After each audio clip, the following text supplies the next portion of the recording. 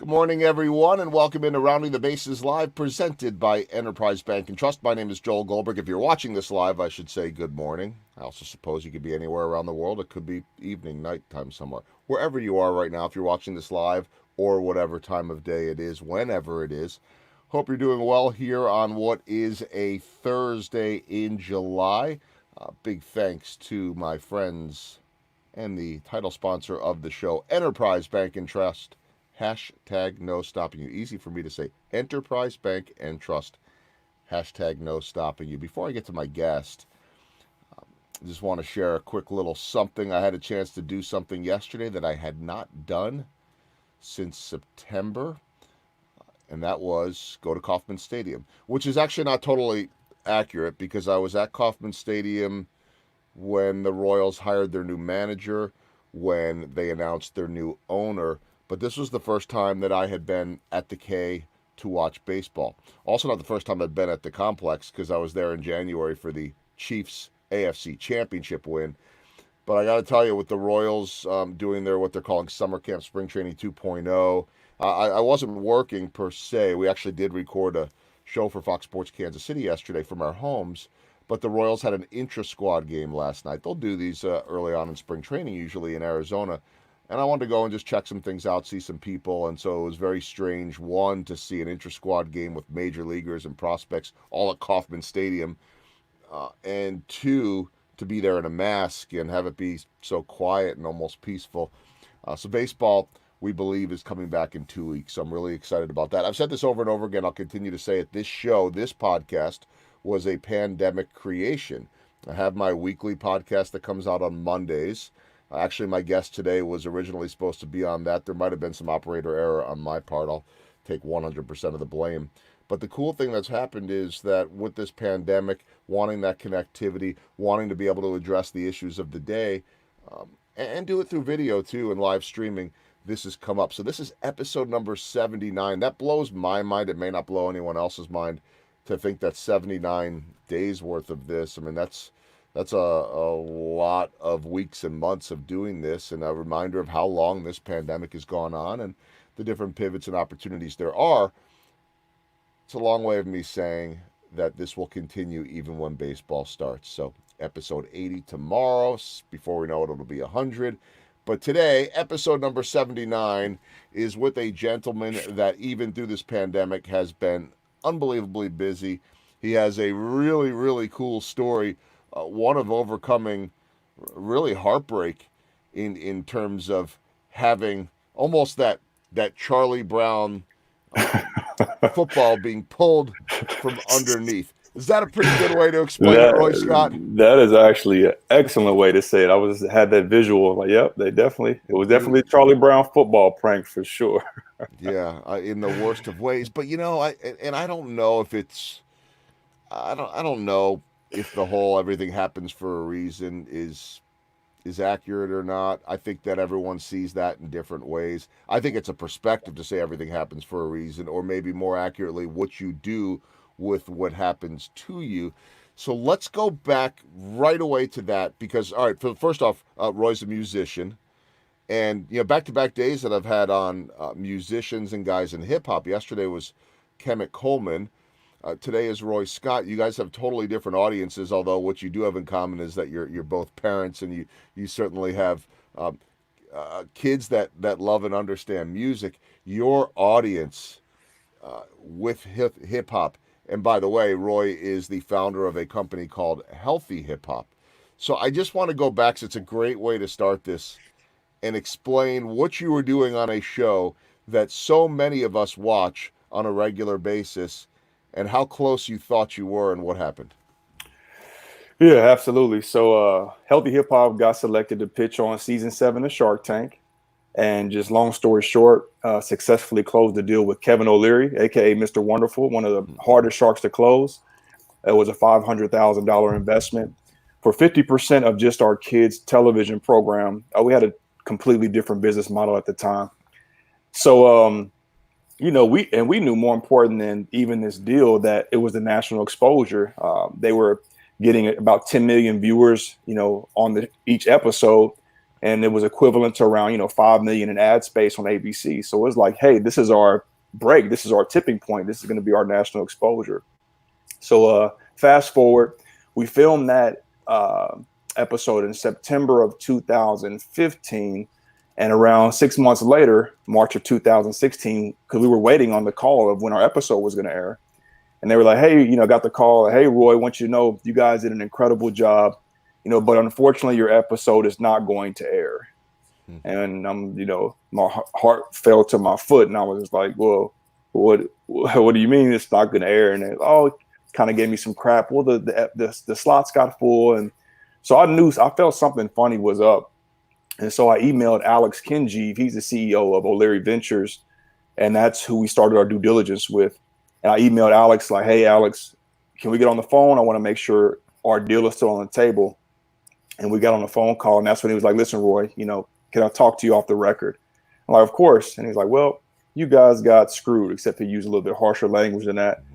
And I was like, well, what do you mean? And he basically said, well, ABC, the network that Shark Tank comes on, is owned by Disney. And they looked at your children's programming as competition. So welcome to Hollywood is what we were told.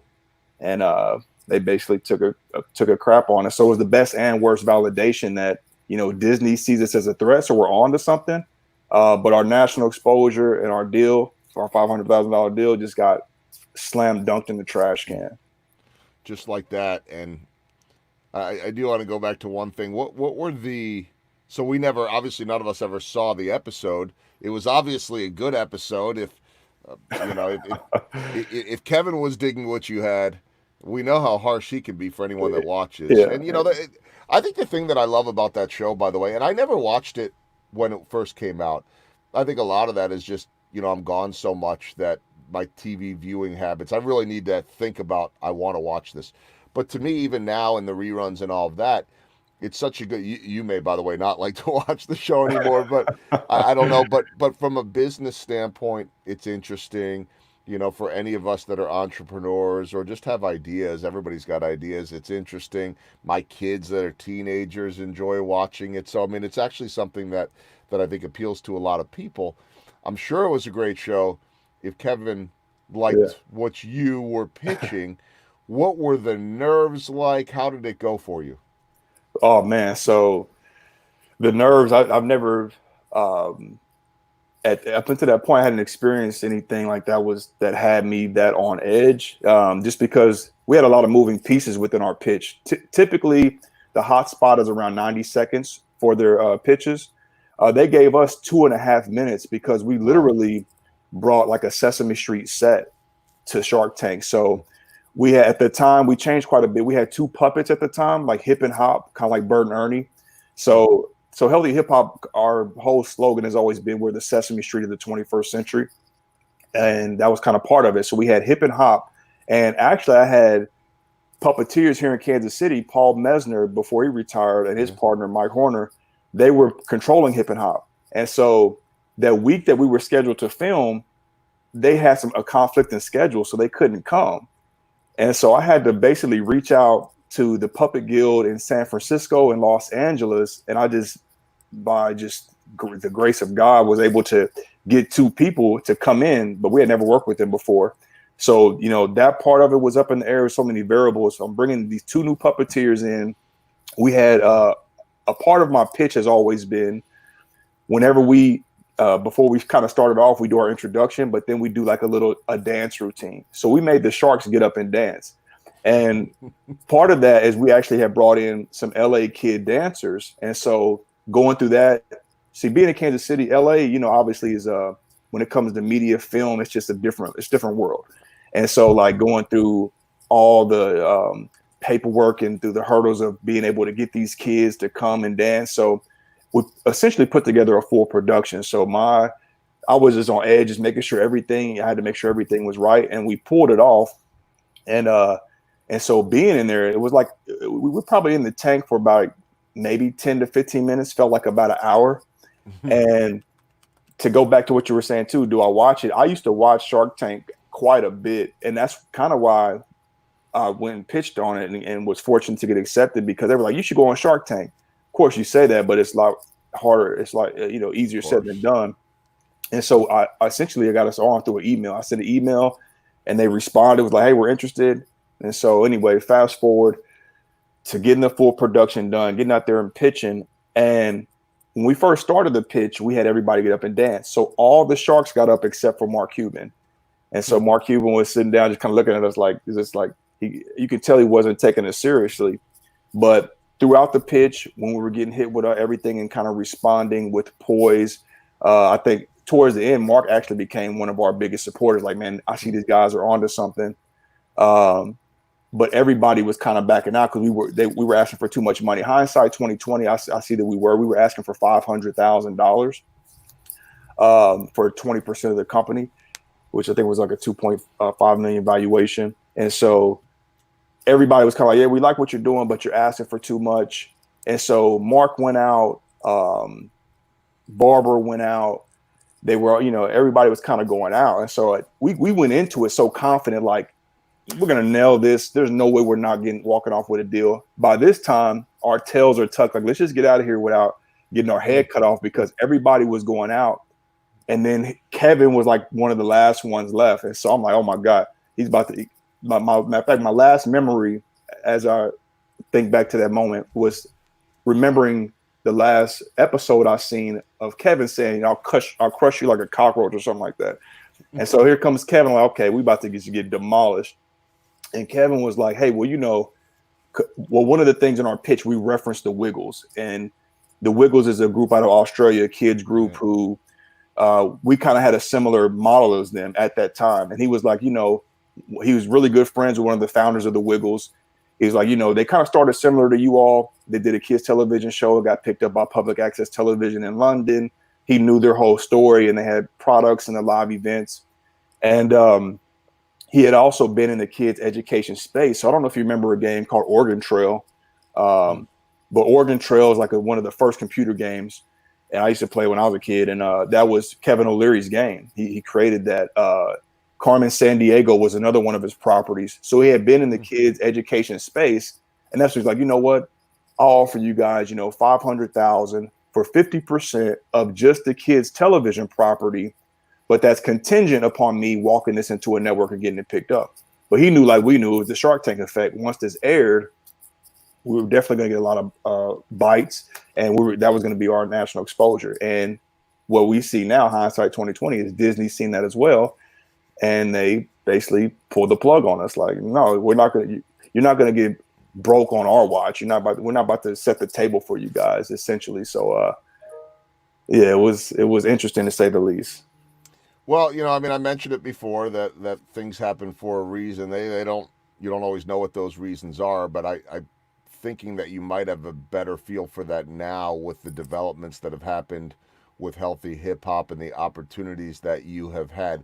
Before we talk about those and what you have been up to and the huge steps that you have taken professionally in your life, let's just explain a little bit better what Healthy Hip Hop is. And first off, I'll let people know that the website they can find more is healthy.hiphop. But what I also want to do, because I think it'll give people a little bit of a feel as you're talking about this, Roy, is let me just share the website screen, because if we go to Healthy Hip Hop and people will see just all the fun stuff. So this isn't just music. This is really, and you can correct me, I have a pretty good idea of your business from a little bit of the time we've spent together, but this is, I guess, literally and figuratively a movement.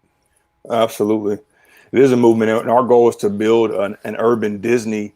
And the Healthy Hip Hop movement, essentially how this all started was I was that kid who was really influenced by the hip hop culture growing up. I didn't have a lot of guidance around me, and I didn't understand the importance of education.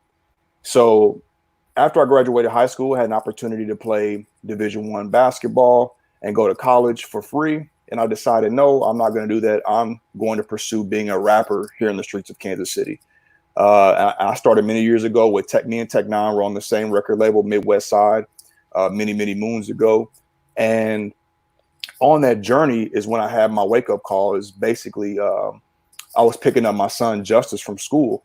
And I was picking my son up, and we were headed home. And I noticed him in the backseat of my vehicle repeating my music word for word. And so those lyrics promoted drugs, violence, degraded women. And that was just my eye-opening moment. Like, you know what? I can't be this kind of influence on my son or anybody else. And that inspired me to create healthy hip hop, where we take the urban hip hop beat and then marry that with a positive message that focuses around education and health and wellness. Yeah, and so it's making an impact, and I would think even right now too, with how much that you guys do online virtually, that this is there's never been a better time for it. So you can see it in the website a little bit there too. This isn't just music for kids to listen to. This is getting at the heart of what is really an issue for so many people in this country of all ages of being active and moving. And by the way, you don't have to be a potential college basketball player or an athlete to do this. So, how much of that is part of the motivation too of really helping out or contributing to an issue in our society? That was a huge part of it because, again, just me personally and what I've seen, what I've experienced, and I know how influential not just hip hop, just music is, period, on people. And I was like, I wanted to do something that was going to positively impact children and families.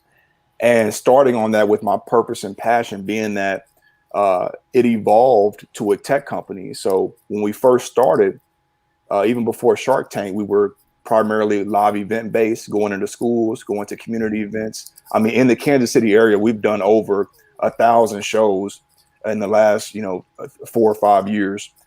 So we were picking up steam doing that. But we knew that we wanted to be like a children's media company. So we wanted to be the Sesame Street of the 21st century. So that's when we started creating some educational programming. That's when we started creating some of our merchandise and kind of different avenue in our kids' TV show. So now we want to be a little bit, basically this children's media brand, iconic children's brand. And that's when we started putting together those documents as far as our business plan, financial projections, et cetera, all these things. That's when we had got selected for Shark Tank. And so coming out of the Shark Tank experience, ironically enough, getting rejected by Disney, like you said, everything happens for a reason. Walt Disney is from Kansas City, and I started digging on that research on that because the week that I got that call where I was literally crushed, I was depressed for about 2 weeks. And I was thumbing through Netflix and I seen this movie called Walt Before Mickey. And it talked about Walt Disney's journey as an entrepreneur and how he had similar moments where he got close, got rejected, he stayed resilient, and he moved from Kansas City to LA to build, Disney to what it is today. And so that kind of fired me back up. And I was like, you know what, we're going to get there. That's what I said. We're building an urban Disney. It was almost like, history repeating itself. And Walt Disney's brother's name was Roy as well. So I was like, maybe there's something here I didn't know at the time, but that's when we also made the pivot to the tech side. And this was even pre-corona, but we didn't have any technology at that time. But that's when we knew that we had to make some changes. We were still going to get there, but there's going to have to be a change of direction. Well, a lot's happened since then, and I know that you've been extremely busy. And since you and I last saw each other, I think it was probably late fall, early winter, is my guess. Although I don't remember what 2 months ago was compared to Yeah. 5 months ago. I think we're all in that boat Yeah. at this point. The time really blends and meshes together more than I think we can ever remember. Um, I got some good comments coming in from my good friend Kiana Sinks, who always greets me every single morning. If I don't see something on here from her, I wonder where she is. But she's a loyal, not just a viewer, but she's been a guest of mine. This is symbolic. God has something better for you. Be encouraged. You are on to something, and I think you know that too. So Thank you, Kiana. yeah, she's the best. But you come out of that experience. You say it took you a couple of weeks of being depressed. I personally wouldn't have blamed you if you were sitting on that for a year or 2 years. But you know what? As we've learned during this pandemic too, like you got to keep moving. You Yeah. just do because life's not stopping. So What got you through those couple weeks? And I'm sure there was more than just 2 weeks. I'm sure there was plenty of lingering effect. But how'd you get back up on your feet? Yeah. So usually I don't get too much into the spiritual side. I'm not going to get too deep into it, but kind of what Kiana was alluding to was it was God. I just felt within, I knew he had given me the vision, and I knew that I was still going to get there. It was just going to be a different route. So my spirituality was a lot. And then I was just fired up. I ended up turning I turned this rejection into like fuel, into passion. Like, you know what, we're going to get there. You're not going to stop this. It may take more time and maybe a different route. But I just knew, I was just so like convicted within, like we're going to get there. And so that was just my passion and purpose spiritually, and just getting myself back on track through just, again, using that as my motivation. We're going to get there. We're on to something, but it's just going to take more time in a different direction. But that's really what kind of got me through. People, by the way, I put up the website. You could also, if you've got kids, you want to get involved in any way. Well, you don't have to have kids, but the mobile app is Healthy Hip Hop, so really easy to be able to get there and check that out. So, Roy, tell me about this journey in recent months, because I know that you were chosen to be part of something that's very special, not easy to do, one that also was disrupted in the ways that everything has been with the pandemic. But for a while, you found yourself down in Atlanta, and I know that that was a huge, huge thing. Tell me about it. Absolutely. So we got accepted into the first inaugural Techstars Social Impact Accelerator in Atlanta, which was a game changer for us, because I've been knowing for what we're doing that we wanted to get to Atlanta, just because, for the last 20 plus years, everything influenced by hip hop has been coming out of Atlanta. There's a lot of opportunity there. There's a lot of room for growth. And so I had been traveling there consistently since about 2017, actually right after we had got the Shark Tank rejection. And kind of how that led up to that was, got the Shark Tank rejection, got in the trenches of the entrepreneurial resources that Kansas City had to offer, secured about 100,000 in non-dilutive grants to develop like the early phases of our technology. That was 2017, and that's when I started going to Atlanta. 2018 is when we kind of started bringing on some first institutional investors for our pre-seed round. And I was continuing to go to Atlanta, just building relationships down there, getting in that ecosystem. And there was a gentleman I met named Barry Givens, a really solid brother down there who I, just met, just going to some events, and stayed in contact with him and kind of kept him updated on the healthy hip hop journey. And I went going back, and then I went towards the end of 2019, and I had been applying for a few accelerators. And a lot of the times, a lot of the stuff is really relational, and knowing the right people. And so end of 2019, I went to a Blacks in Technology event in Atlanta at the Gathering Spot, down there working. And I seen Barry again, like, hey, didn't think much of it, just catching up with him. And so I just put in our application for the Atlanta Social Impact Accelerator for Techstars. And the first thing you can do, because I was trying to do all my due diligence, is you can do a virtual interview with like the recruiter, and they see if you're a good fit, and they'll make a warm introduction, so you at least have a kind of a lead in. And so I did that, and the gentleman was like, I think you're a good fit. Where would you like an introduction to? And I was like, Atlanta. And at that time, they hadn't announced who the managing director was. And so he says, cool, I'll send an email. So he sends the email, and the email was to Barry Givens, because he had just got announced as the managing director. So I had been building with him. He loved the business and what we were doing and what we stand for. So we get accepted, which was a game changer for us to be in Techstars. Really validates what we're doing. And it's just, the programming was so intense. It's like this pressure packed 3 months to basically make stuff happen as quickly and as efficiently as possible. And so anyway, started the program. Like 2020 for everybody has been a year. It has been a year to remember, because the week we started the program was the news of Kobe Bryant's unfortunate passing on the helicopter. It's like, where we go into it. So that's how we started. Obviously we're kind of, everybody's taking on this Mamba mentality. And so it just started with that, like, wow, nobody expected that.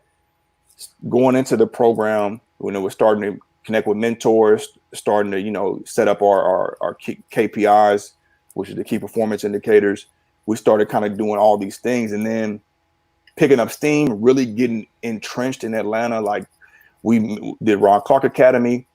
We had meetings set up with Tyler Perry's studio to actually meet their president and view the facility. And that same week was March 14th, was when the world got shut down. We got pushed virtual.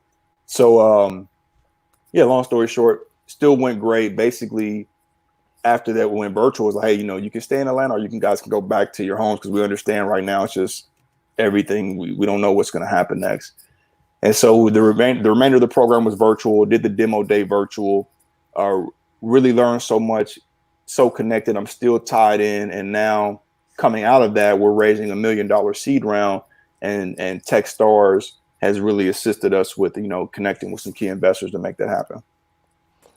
Well, I mean, all of this happening at a time that, as you mentioned, 2020, I hear so often people say 2020, worst year ever, 2020. And it might be. Certainly in our lifetime, we've never experienced anything like this. You could go back. I had on the great-grandson of Dwight Eisenhower the other day, who runs a humanitarian organization that his great-grandfather started. So, it's like, oh, yeah, the offspring of President Eisenhower, sure, I'd love to talk. But, and he reminded me that, look, we have had worse times in worse generations, maybe not with a pandemic, but, with major incidents around the world. But we've certainly never experienced anything like this. I believe in the resilience of people. But you're right. I mean, it's been one thing after the next. And so it's not that I'd forgotten about Kobe. It's just so much more has happened since then. And then when you talk about the pandemic, and then you talk about George Floyd, and, in some ways I feel like no matter what goes on, I have the chance to talk about that stuff every day here on this podcast, which has been, I guess it's been nice, because there's so much to talk about. It's not necessarily good, but we learn from these things. You grow from these things. What have you, over, even in the, last month or so, last 6 weeks, as we're trying to fight this pandemic, we're now at the same time battling racial injustice, and that's come to the forefront. I've been talking about this topic on the show every single day, at times at length, and I've vowed not to stop until it goes away. And I know it's not going away tomorrow, next week, or next month. There are plenty of people that have a different color of skin than me that can sit there and say that this is not going away over night. But I'm just curious your take on what's all gone on in 2020, and also how music and how healthy hip hop can help, because I've always felt like, music, entertainment, activity, physical activity, I know that they help us. Absolutely. It is heavy. And that's what a big part of, music is a universal language, and music it brings people together, and music is also how people get through a lot of tough times. And so big part of healthy hip hop is basically infusing the hip hop culture with positive attributes, infusing it with education, and also our technology. But a lot of the stuff we're working on now is based around unity. It's based around, loving people of all backgrounds. It's based on, treating others fairly. And on the other part of the conversation with the social injustice and the racial injustice, I've been having a lot of conversations as well, because people want to know. They're asking, like, what do you think about this? And I think what it is a lot of the times people just are not aware of the history, just the history of blacks in America. And when it started, obviously from slavery, and we've come a long way since then, but started, with slavery, through, segregation, which is segregation is not even 100 years old, or maybe 65, or maybe in like the 60, 65 or so years old. And a lot of those things are just still built in to some of the system. That's why I'm saying systematic stuff. So I think obviously there's a lot more opportunities and things that obviously Black men and women can do, but there's still a lot of, things built into the system that haven't changed as far as even like, because in Kansas City, you're talking about the J.C. Nichols sign gets took down, because even with the history of that, with redlining, that was part of segregation with, keeping Blacks here and whites there, and the lack of access to wealth when it came to real estate or access to college and things like that. So we've come a long way, but we still got a long way to go. And so that's all my thing is just understanding and knowing the history of it and addressing that. And let's start rewriting history and let's start moving forward, together. And I think that's happening. And I think you're seeing just a lot of things now, just opening people's eyes to see. Because basically with George Floyd and Ahmaud Arbery, a handful of other instances, we're witnessing lynchings in 2020, which is, this almost sounds unreal. So I think people are just seeing more. It's more now. They're seeing what's going on right now. And I think that there is some good coming out of this. And I hate for it to be at the expense of somebody's life. You never want it to be that. But there's some good coming out of that. People do want to see change. The young people today, I think that's what I'm really excited about, because these young people like are on fire. So like as far like, we lost. At least for the moment, we lost. Come out of. There we go.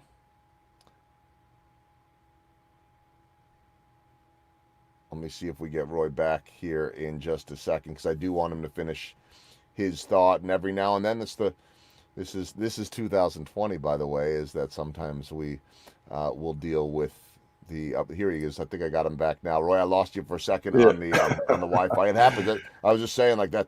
That's not even a 2020 thing. That's just the world we're living in. Look, we were doing a show, a Royal show yesterday, and never done Royal shows before with all my guys on Fox Sports Kansas City from our homes. It happens. But I want to pick up your thought, because I had a follow-up question to it, and it's a heavy one, but also a lighthearted one. So follow me on this. But you talk about the kids. I totally believe it, and we're not going to change every full generation, but slowly but surely. Unfortunately, others may be slower to change. And like where my family's at right now may be different than others. Unfortunately, some people may be a generation or two behind, which I think is inexcusable, but it'll happen. It'll continue to happen slowly but surely. And so, my kids, your kids have a different perspective, whatever that is, than what we did. We had a different perspective than what our parents do. Change comes that way. Hopefully, it helps when the parents can be that influence and let right and wrong and teach their kids how to treat people right and understand all these things. These are all important discussions we need to have right now. So my question to you is twofold. One, you talk about your kids. You've referenced Justice. I know you've got more than one kid, but one, I want to know kind of what their thoughts are, at least just in what they've observed from their ages. But two, what do they think of Dad's music?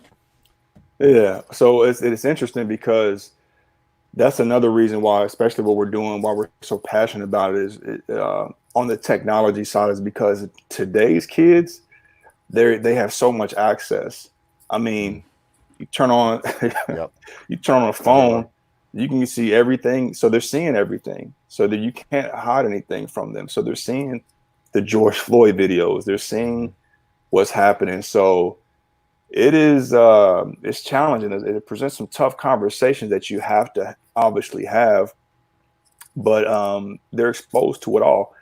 And my conversation is always with them, just to make them aware of what's going on, teaching them best practices, and then also teaching them about just loving people, period, regardless of their skin hue, regardless of their beliefs, religious, etc. And I think that's what it's going to take. And I think we're seeing it's a slow change, where racism is a thing that's taught. It's not something that you just, instinctively have. It's something that's passed down. And so that's definitely our legacy. Is my family is not passing it down. We're passing down a legacy of love and of knowing and understanding your history, but also knowing that we can change, we can write history, and let's go out and let's be that light of love and treat others fairly, but just still be aware and still move, wisely. And secondly, as far as the music, so everything, all my music, it gets run by them first, and so they got to hear it, and I've always, one of my gifts is I just have a good ear. Just to make sure it meets the industry standard, like, but all of our music, and that's what kind of really sets us apart. Because usually when you think about kids' music, it's a little watered down. It can be corny sometimes. That's why kids are kind of like, I don't want to mess with that. But the music we're creating, it's like the same energy, same vibe, same beat of the hip hop culture. But obviously everything is clean cut. But the kids love it, and if they don't love it, I don't use it. So I got to get their approval first. So yeah, we're not going with Barney here. We're talking maybe some kids' lyrics with a real hip hop beat, which I think that everyone hopefully would appreciate. I know I certainly would. Man, I wish that you were there when my kids were growing up, because I just could always remember sleeping a little bit later, working the late night hours, and it's like I heard all those shows and all those songs in my sleep. Like, they'd be jumping into bed, and I never saw the shows. I just heard them, and it's like over and over and over again. So the world could use some better stuff. All those shows are, I mean, the kids all grow up on that stuff, but it's awesome what you're doing, and the steps you've taken and the adversity that you've overcome. Last question for you, Roy. By the way, check out some of his social stuff too. I found myself every week when the Chiefs were doing what they were doing, wanting to see the songs that you were producing, which was not kid stuff, but it was catchy. Like I found, the chopping up stuff was, I don't know, it was catching my attention all the time. And I know you love your Chiefs, but what are the short and long term goals here now? So the short-term goal for this year, within the year, is to raise $1 million seed round, and so we've got about half of that committed right now. We're going through due diligence and bringing on some more investors to close that round out. Long-term is to become an urban Disney, and the next time we see Disney, it'll be an acquisition. They'll have a check for us, and like I said, like we talked about earlier, everything happens for a reason. It's business. At one point, I was sour about it. I turn that into motivation, and at the end of the day, it's business, and it can hurt. But long-term vision, we will be a global kids iconic brand, like a Disney, like a Sesame Street, and Disney will come back with a nice check for us, and that's how we'll see it play out. I love it. Wait, down the road here, I'll queue up the link to this interview and say, remember way back when. And there are many others too. I know that Matt DeCourcy introduced us, and he's certainly been involved in what you've done, and so I'm glad that he was able to introduce us. And it's a small world, so just keep meeting people and those connections. You never know what they lead to, and obviously that's going on with you right now, and you've worked so hard for it too. I mean, truly, I believe you personify the never give up, and if you get knocked down, get back up. So the football might have been pulled, but you think football's gonna get pulled? Is that what you're saying? No, I said it did. It did. I said for you, the foot. No. The football got pulled out from underneath you. Oh, I know what you're worried about now. You're worried about the Chiefs season. Not yet. That's a whole other discussion, by the way. Exactly. And I am with the same with baseball. At least we're 2 weeks out. I'm holding my breath, which is better than I'm not holding my breath. Yeah. I don't know, man, what's going to go on, because I don't know. I saw that. I know I'm getting way off topic here, but I saw that the NASCAR race that's coming to Kansas Speedway later this month is now going to be without fans, and so yeah, we'll see. This thing's not going away. I mean, we know we're not going to have packed football stadiums. I hope we have football. I hope we have all the sports. We as a society need sports, entertainment. That entertainment may not be sports. It could be the arts, whatever it is. I mean, you saw Hamilton released last weekend on Disney Plus, and suddenly people are getting a chance to go to the theater right from their own living rooms and their family rooms. So the world is changing. But what I was trying to say was that that while the football was pulled from underneath you, you seem to be right back on Yeah, your feet and ready to kick it again and again yeah, and again. So I can't wait to see where this goes. It's already going special yeah. places. So Well, it's I crazy you want to said that because I didn't interrupt you, but my mother loved peanuts, and so when you said when you said that, I immediately like had this visual. I was like, wow, I definitely got Charlie Brown. I think it was Patty or somebody holding the football. So like, is it Patty or Lucy? Somebody should help me on this. I should know this. I If think it my was Patty. I think it might be right. Yeah, and she pulled the football out from underneath. So that was that was the shark. It wasn't even the Sharks. It was higher than them. I'm sure they had Exactly. nothing to do with it at all. But you had the experience.